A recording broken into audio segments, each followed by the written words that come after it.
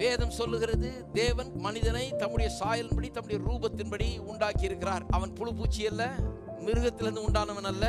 அப்புறம் இன்னைக்கு எல்லாம் கவலைப்படுறாங்க, ஏன் மனுஷன் மிருகம் மாதிரி நடந்துக்கிறாங்க. ஏன்னா மிருகம் சொல்லி தான் மிருகத்தனமா நடந்து கொள்றான். சிலர் பூச்சி புழுன்னு சொல்லி பூச்சி புழு மாதிரி நடந்துக்கிறாங்க.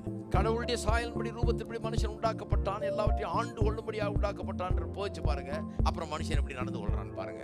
டோட்டலா வித்தியாசமா நடந்து கொள்வான். கடவுளை போல நடந்து கொள்வான், எல்லாவற்றையும் ஆண்டு கொள்வான். மனுஷன் கடவுளை போல இருக்கும்படியாக உண்டாக்கப்பட்ட மனுஷர்கள் இன்றைக்கு அது புரியாதனால, அது யாரும் போதிக்காதனால எப்படி வேணா வாழ்ந்துக்கலாம், எப்படியோ இருந்துக்கலாம், என்னமோ பண்ணிக்கலாம். ஏன்னா எங்க ஊர்ல இப்படிதான், ஏன்னா எங்க இனத்தில் இப்படிதான், இவங்கெல்லாம் இப்படி பண்ணியிருக்காங்க, நான் இப்படியே பண்றேன், அப்படிதான். அதுதான் தெரியுது ஒழிய கடவுள் நம்மளை எப்படி வச்சிருக்கிறாரு, நம்ம கடவுள் உண்டாக்குனபடி நம்ம வாழுகிறோமா என்பதை குறித்து அறியாமல் இருந்திருக்கிறார்கள். இன்றைக்கு கடவுள் நம்மளை எப்படி உண்டாக்கி இருக்கிறார் என்பதை குறித்த ஒரு உன்னதமான ஒரு எண்ணம் நமக்குள்ளே உண்டாக வேண்டும்.